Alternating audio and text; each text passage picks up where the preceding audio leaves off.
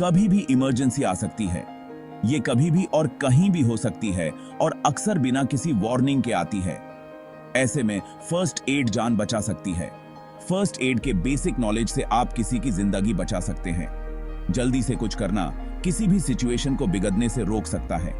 ये आपको इमरजेंसी में कॉन्फिडेंट और प्रिपेयर्ड फील करने में मदद करता है। ये आपको अपने फैमिली, फ्रेंड्स और अनजाने लोगों की हेल्प करने की पावर देता है।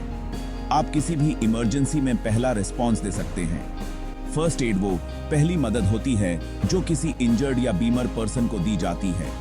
ये बेसिक ट्रीटमेंट है जो किसी भी चोट या बीमारी को सीरियस होने से रोक सकती है। ये डॉक्टर की जगह नहीं ले सकती, लेकिन ये जरूरी है क्योंकि ये इनिशियल केयर प्रोवाइड करती है। लेकिन ये शुरुआती स्टेप्स पर्सन को स्टेबल कर सकते हैं जब तक एम्बुलेंस नहीं आ जाती। ये उन्हें कंफर्ट और सपोर्ट प्रोवाइड करता है। इमरजेंसी में हर सेकंड प्रेशियस होता है। हर सेकंड का सही इस्तेमाल किसी की जिंदगी बचा सकता है।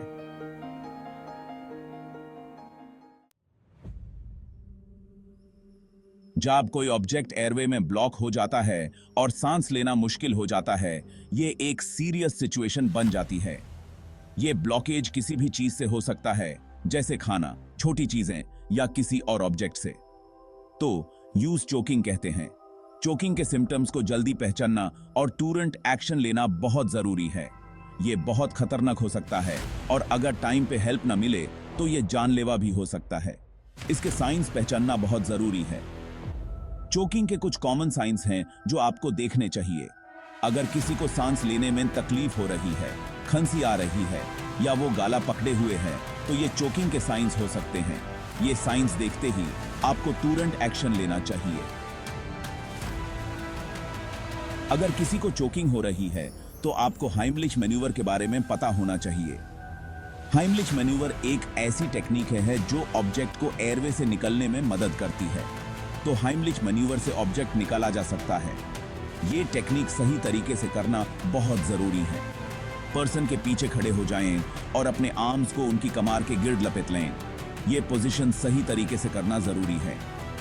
एक फिस्ट बनाएं और यूज उनकी नवेल के ऊपर रखें। ये पोजीशन ऑब्जेक्ट को निकलने में मदद करती है। दूसरे हाथ से अपनी फिस्ट को पकड़ लें। ये ग्रिप सही तरीके से होना चाहिए। तेजी से अंदर और ऊपर की तरफ धक्का दें। ये मोशन ऑब्जेक्ट को निकलने में मदद करता है और सांस लेने का रास्ता खोल देता है। कट्स और वुंड्स आम हैं और ये छोटे या बड़े हो सकते हैं। सबसे पहले ब्लीडिंग रोकना जरूरी है। एक साफ क्लॉथ से वुंड पर प्रेशर लगाएं। मुमकिन हो तो इंजर्ड एरिया को हार्ट से ऊपर उठाएं। इंजर्ड पर्सन को शांत रहने को कहें। जब ब्लीडिंग कंट्रोल हो जाए तो वुंड को स्टेराइल ड्रेसिंग से कवर कर दें। अगर ब्लीडिंग ज्यादा हो या बांध ना हो तो डॉक्टर को दिखाएं। सेक्शन 4, बर्न्स, छोटे से लेकर बड़े तक। बर्न्स यानी जलने की चोट अलग अलग तरीकों से होती है और इनकी सेवेरिटी भी अलग होती है। बर्न्स को उनकी सेवेरिटी के हिसाब से क्लासिफाई किया जाता है। फर्स्ट डिग्री जो सबसे हल्का होता है, सेकेंड डिग्री जो थोड़ा ज्यादा गहरा होता है और थर्ड डिग्री जो सबसे ज्यादा गहरा और सीवियर होता है। हर डिग्री के बर्न का अलग ट्रीटमेंट होता है। बर्न को तुरंत 10-20 मिनट्स तक ठंडे पानी से धोना चाहिए। ये जलने की जलन को कम करता है और स्किन को ठंडक पहुंचाता है। बर्न पर सीधे आइस न लगाएं क्योंकि ये स्किन को डैमेज कर सकता है। आइस से स्किन और ज्यादा नुकसान हो सकता है। बर्न के पास के कपड़े और ज्वेलरी निकाल दें। ये जरूरी है ताकि बर्न एरिया को और ज्यादा चोट न लगे।